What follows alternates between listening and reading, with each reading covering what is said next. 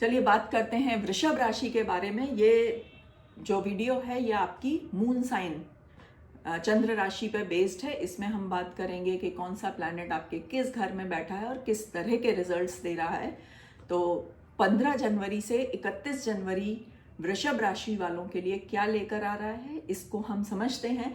लेकिन उससे पहले वृषभ राशि वालों के लिए सवाल जो जनवरी आपके लिए लेकर आई है।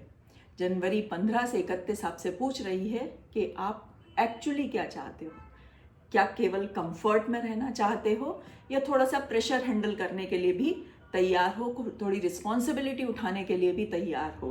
क्योंकि जनवरी का ये जो सेकंड हाफ है ये थोड़ा सा प्रेशर क्रिएट कर सकता है, लेकिन वो प्रेशर ही आपको पावर देगा। आपको पावर मिलने वाली है, for sure you will be getting power, लेकिन वो पावर प्रेशर भी लेके आएगी। तो क्या आप तैयार हो उस प्रेशर के लिए, उस जिम्मेदारियों के लिए? अगर इस ड्यूरेशन में, ये 15 दिन में केयरलेस अगर होते हैं तो आपसे वो पावर का मौका, वो सारी अपॉर्चुनिटीज निकल जाएंगी। तो आप उन चीज़ों के लिए तैयार रहिए। अगर आप डिसिप्लिन रह सकते हैं तो यही फेज आपकी करियर की डायरेक्शन को सेट करेगा। तो चलिए समझते हैं 15 से 31 जनवरी के बीच कौन से ग्रह आपकी जिंदगी में आने वाले हैं। मतलब ग्रह तो हैं ही, लेकिन किस तरह से वो आपकी लाइफ को कंट्रोल करने वाले हैं। तो मेजर ट्रांजिट जो वृषभ राशि के हैं या जो ग्रह जिस घर में बैठे हैं, सन आपके 10th हाउस में बैठा है, सैटर्न भी आपके 10th हाउस में बैठा है, जुपिटर 2nd हाउस में, राहु 11th पाइसेस यानी मीन के घर में बैठा हुआ है, और केतु 5th यानी वर्गो के हाउस में बैठा है।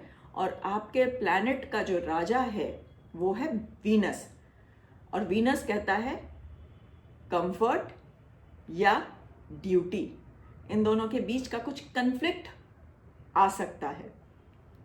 तो समझते हैं 10th हाउस किसका होता है? करियर, रेपुटेशन और अथॉरिटी का।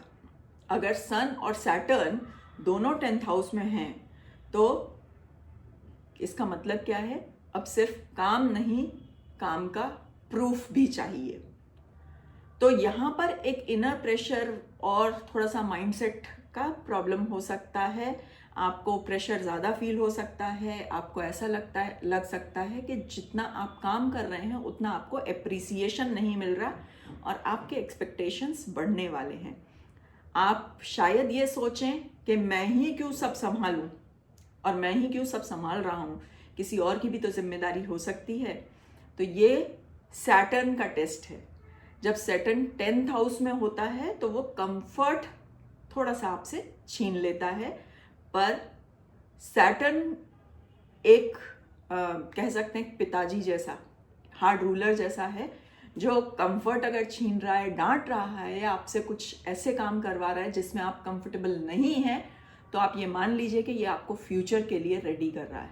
आपको रिजल्ट्स फ्यूचर में, इस जो भी मेहनत, जो भी डिस्कम्फर्ट आपको सैटर्न दे रहा है, इस सब के फ्यूचर में आपको रिजल्ट पक्का मिलेंगे, और इस डिस्कम्फर्ट को आप बाद में रिग्रेट नहीं करने वाले हैं।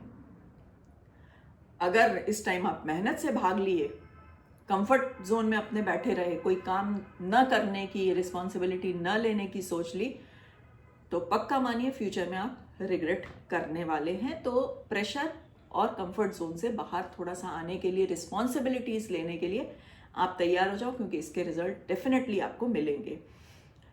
करियर और वर्क की बात करें तो ये पर्टिकुलर फेज आपके लिए करियर डिफाइनिंग फेज है।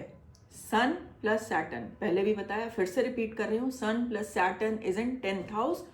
तो 10th हाउस में sun is of authority, Saturn strict. तो अथॉरिटीज, बॉसेस थोड़ा सा स्ट्रिक्ट हो सकते हैं, लेकिन आपके काम का प्रॉपर इवैल्यूएशन भी होगा, जो एक क्वालिटी है सैटर्न की। और सन और सैटर्न दोनों मिलके टेस्ट करते हैं आपको। तो अगर आप जॉब में हैं तो आपके प्रमोशन की बात हो सकती है, अथॉरिटीज आपको मिल सकती हैं। गवर्नमेंट या कॉर्पोरेट रोल में हैं तो विजिबिलिटी आपकी बढ़ने वाली है। बिजनेस में है तो क्रेडिबिलिटी आपकी बिल्ड होगी। लेकिन इन सब के साथ एक चीज़ याद रखें, शॉर्टकट्स के लिए ना जाएं। शॉर्टकट्स लेने का मतलब क्या है? शनि आपसे लंबा काम कराता है, मेहनत कराता है, और अगर आप शॉर्टकट्स लेना चाहेंगे तो इसका मतलब क्या है कि शनि को आप चैलेंज कर रहे हैं, और अगर शनि को चैलेंज किया तो शनि तो फिर शनि है। तो शॉर्टकट्स लेने से आप बचिए। ऑफिस पॉलिटिक्स, एक्सक्यूजेस और लेजीनेस इस फेज में आपके लिए सूटेबल नहीं होंगे। इस फेज में आपको ये सारी चीज़ें नुकसान ही पहुंचाएंगी। तो मिड जनवरी के बाद जो डिसिप्लिन रहेगा, वो जो साइलेंट परफॉर्मर बनेगा, आप चिल्ला के बताने की ज़रूरत नहीं है कि आप क्या काम कर रहे हैं, आप साइलेंट परफॉर्मर भी बने रह सकते हैं, फिर भी आपको रिस्पेक्ट और पावर ज़रूर मिलेगी। फाइनेंसेस और इनकम की बात करें तो जुपिटर सेकेंड हाउस में, इनकम स्टेबल है, रिलीफ वाला फेज है, इनकम स्टेबल है, सेविंग्स आपकी बढ़ने वाली हैं, फैमिली सपोर्ट आपको डेफिनेटली मिलेगा। साथ में राहु जो 11th हाउस में बैठा है, उससे फायदा हो सकता है आपको। हो सकता है कोई सडन गेन्स हो, ऐसे गेन्स जो आपने शायद एक्सपेक्ट नहीं किए या आपके कैलकुलेशन में वो गेन शामिल नहीं थे, वो सडन गेन्स आपको हो सकते हैं। आपने जो नेटवर्क अभी तक बनाए हैं उससे आपको फायदा मिल सकता है। ऑनलाइन, राहु ऑनलाइन और foreign source of income benefit ये भी देता है, तो ये भी आपको हो सकता है कि फॉरेन से रिलेटेड कोई इनकम या ऑनलाइन से रिलेटेड कोई इनकम आपके लिए निकल के आ जाए। पर छोटा सा खतरा ऐसा कोई खतरा नहीं है, डरिए मत। आप अपनी लग्जरी पे स्पेंडिंग्स थोड़ी सी बढ़ा सकते हैं। आपको ऐसा लगेगा कि मैं क्यों ना शो करूं कि मेरे पास लग्जरी है, मेरे पास ये चीज़ें हैं, कुछ चीज़ों को शो ऑफ करने की इच्छा हो सकती है, ये अर्ज आपके अंदर आ सकती है कि मैं अपना स्टेटस लोगों को शो ऑफ करूं। ये चीज़ थोड़ी सी खतरनाक है, क्योंकि पता है आपको कि अगर आप ज़्यादा शो ऑफ करते हैं तो लोग उस पर नज़र गड़ा लेते हैं। तो इस चीज़ का थोड़ा सा ध्यान रखिएगा। जनवरी में पैसे का मंत्र क्या है? पैसा कमाना थोड़ा सा इजी हो सकता है आपको, लेकिन उसको संभालना कैसे है, फाइनेंशियल प्लानिंग कैसे करनी है, अपने एक्यूमुलेशन कैसे करना है वेल्थ का, ये थोड़ा सा आपको डिफ़िकल्ट फील हो सकता है। तो इसके लिए क्या करना है? स्पेकुलेशंस में नहीं पड़ना है। लॉन्ग टर्म इन्वेस्टमेंट किसी मेटल में या किसी रियल स्टेट में या एफडीज, अगर आप रिस्क फ्री चाहते हैं तो इस एफडीज वगैरह में आप ये पैसा रख सकते हैं। स्पेकुलेशंस में आपको बिल्कुल नहीं जाना है, इस तरह के इन्वेस्टमेंट में आपको बिल्कुल नहीं जाना है जहां स्पेकुलेटिव मार्केट हो। रिलेशनशिप और इमोशंस की बात करें तो केतु जो 5वें घर में आके बैठ गया है, उसका इफेक्ट होगा। रोमांस थोड़ा सा, वैसे ही ठंड बहुत है, ठंडक वाले एरिया में चला जाएगा। इमोशनल एक्सप्रेशन आपका कम हो सकता है, आप अपनी चीज़ों को प्रॉपर्ली सामने नहीं रख पाएंगे लोगों के, और क्योंकि आप अपने इमोशंस को एक्सप्रेस नहीं कर रहे हो तो हो सकता है पार्टनर को ये फील हो कि आप उसको निग्लेक्ट कर रहे हो। आप शायद ऐसा नहीं कर रहे हैं, लेकिन क्योंकि आप एक्सप्रेस नहीं कर पा रहे हैं केतु के इफेक्ट की वजह से, तो पार्टनर को ऐसा फील हो सकता है। अब आप किस बात का ध्यान रखना है? मैरिड लोग, आपकी स्टेबिलिटी स्ट्रांग है, लेकिन emotional warmth, again same thing, emotional warmth कम है। आपने अपने पार्टनर को रिस्पेक्ट करना, प्यार करना कम नहीं किया है।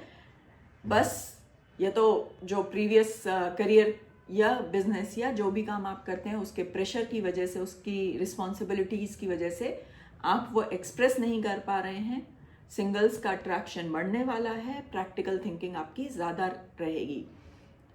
तो एडवाइस फॉर रिलेशनशिप, आपको एक्सप्रेस करना ज़रूरी है, क्योंकि आप प्रेजेंट हो, आप प्यार करते हो, आप दूसरे की रिस्पेक्ट करते हो, इज्जत करते हो, ये केवल आपके दिमाग में सोचना ही काफ़ी नहीं है। आज की डेट में उसको एक्सप्रेस करना भी उतना ही ज़रूरी है, तो एक्सप्रेशन पे ध्यान दीजिए। हेल्थ की अगर बात करें तो सैटर्न 10th हाउस में, इसका इफेक्ट क्या हो सकता है? इसकी वजह से आपको बैक पेन इशू हो सकता है, नेक में, शोल्डर में ये प्रॉब्लम आ सकती है, थोड़ा पेन हो सकता है। वर्क रिलेटेड फटीग, थकान आप फील कर सकते हो। अगर आप अपने आप को, रेस्ट को इग्नोर करोगे तो बॉडी तो कहीं ना कहीं साथ छोड़ने वाली स्थिति में आ ही जाती है ना। बॉडी को भी रेस्ट चाहिए, माइंड को भी रेस्ट चाहिए, और आप लगातार काम में लगे हो, अपने बॉडी को इग्नोर कर रहे हो, तो वो बैक पेन, नेक और शोल्डर पेन के रूप में बाहर आ सकता है।